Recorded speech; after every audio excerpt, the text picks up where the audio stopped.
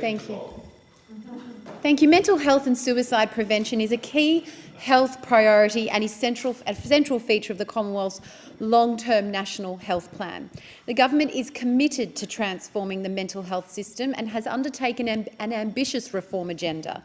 The government has established a number of reviews to consider the decades-long issues in the mental health system, including the Productivity Commission inquiry into mental health and the report of the National Suicide Prevention Advisor.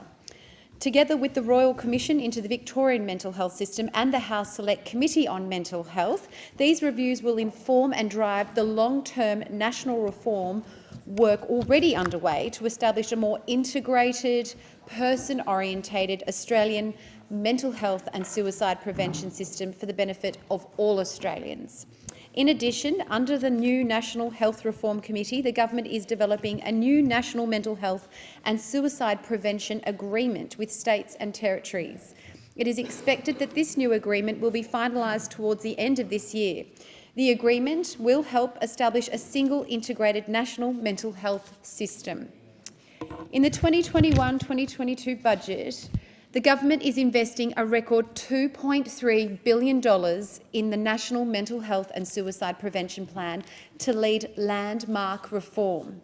Based on the principles of prevention, compassion and care, the plan will invest $1.4 billion in high-quality, person-centred treatment, including $820.1 million for the national network of mental health centres for adults, youth and children through the Head to Health and Headspace programs.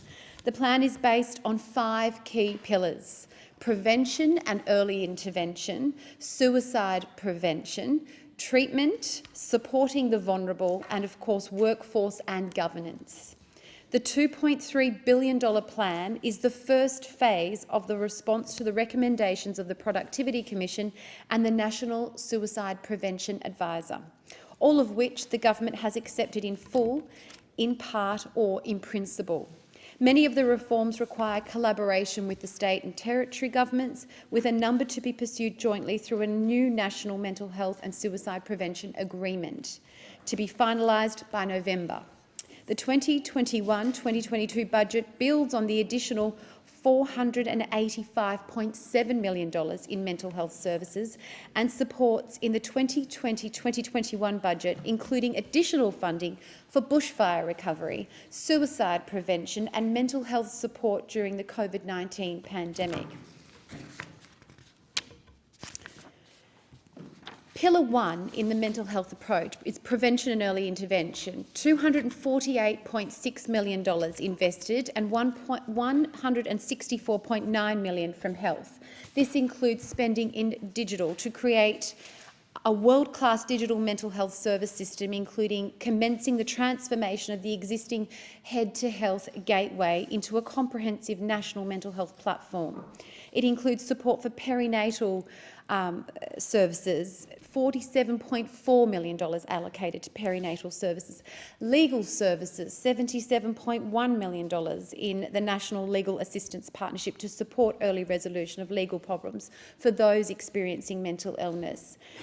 It includes support for fly-in, fly-out workers and drive-in, drive-out workers, $6.3 million allocated to that. Workforce participation, $5.7 million to build on the individual placement and support program.